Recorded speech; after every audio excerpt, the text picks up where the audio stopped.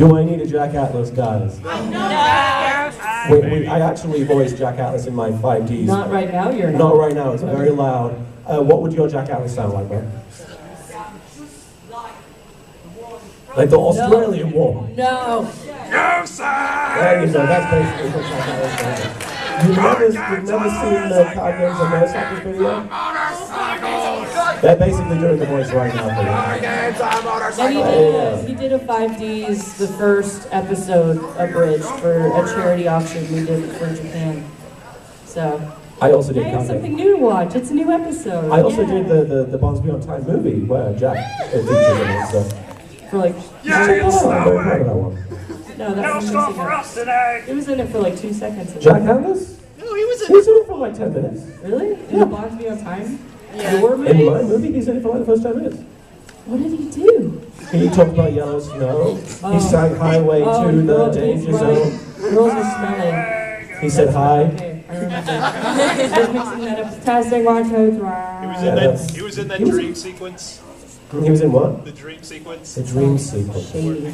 What's a motorcycle? Oh yes, at the very beginning, yeah. I don't know my own show. You wanna see it? Yellow shirt. Yellow shirt. Everyone turns around. Yellow shirt.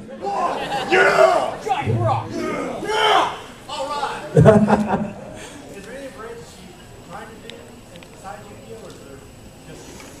We wanted to do a Gankutsuo abridged, didn't we?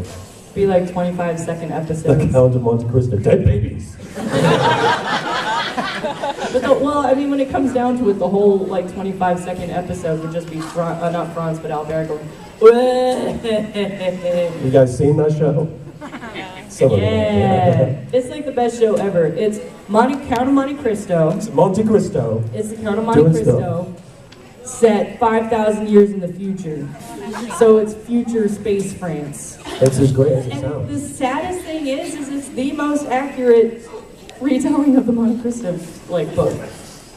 Yeah, it's really sad. They almost had Eugenie run away with her piano teacher too, but then they were like, The woman piano teacher. yeah, they were gonna be all lesbians.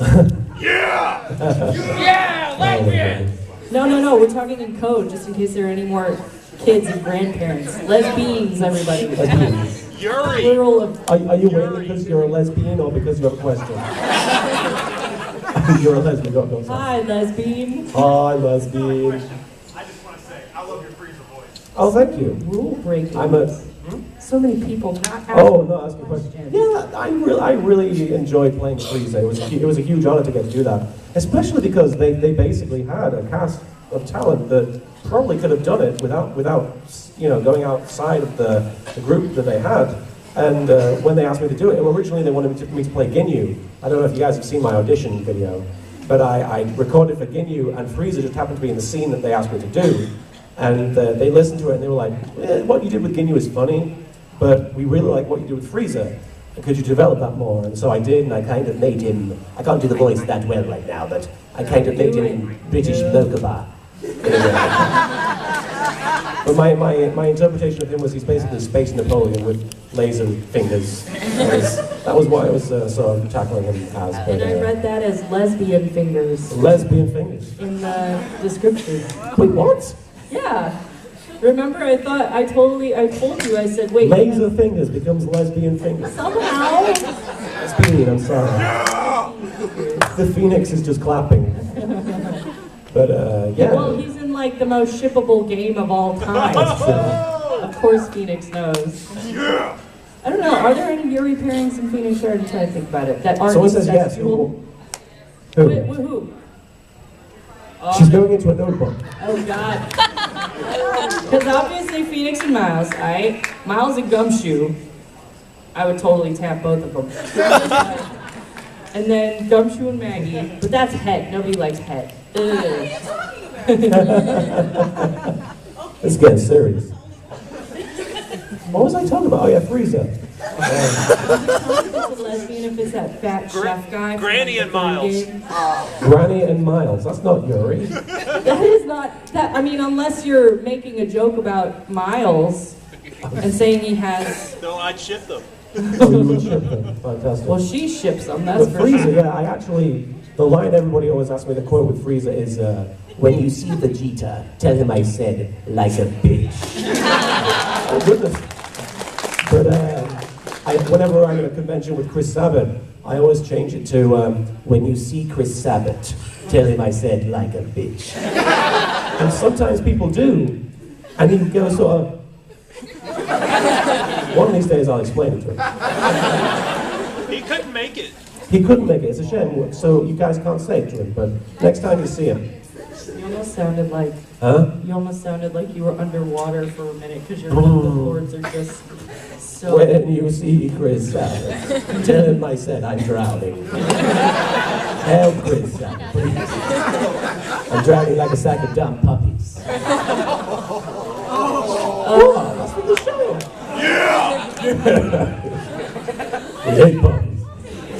Are you Orihime? Is that who you is? What do you Very want, cool. Orihime? I wanted to know if you had any funny experiences working with Team 4-Star, or like any memorable moments. Working with them is a fun experience, because those guys are hysterical. I'm trying to think of a specific individual moment, but there's so many. I could tell you, we went... Every moment Lanny takes his shirt off. Any moment Lanny takes his shirt off. Which sometimes leads to other members of the group taking their shirts off. So if they ever come to Comic-Con, ask one of them to take their shirt off, and they will, and it will eventually lead to the whole room being shirtless. Unfortunately, one such occasion, I was on a panel with them, and I don't know if you can see me from there, but you don't want to see me with a shirt off. And I actually, it's true. But I actually, it was a panel in Australia, and like Lanny took his shirt off, and then Kaiser Neko took his shirt off, and everyone in the room was like, LittleKuriboh, take off the shirt, take off the shirt. And I was like, no. And then at the very end of the panel, nobody was leaving because they were just going, take off the shirt, take off the shirt. And I was like, okay, if it'll get you guys to leave, then I'll do it. And they did, and they went, take off. Oh. I Google searched like the LittleKuriboh and Team 4-Star panel afterwards, and like the one report that somebody had made, like a write-up on their live journal or something, they basically wrote, I saw LittleKuriboh and Team 4-Star at their 18 plus panel in Australia. LittleKuriboh is very chubby and hairy. So I guess that's a funny moment. I don't know. I'm trying to think of like anything like that Taka Hada 101 does is Really need genius. some water. I really need some water. I'm alright. But the guy who voices Darts in my show, and also Itachi in the Naruto spoof series that I make, he and I were at a panel in Australia, not Australia, in Canada.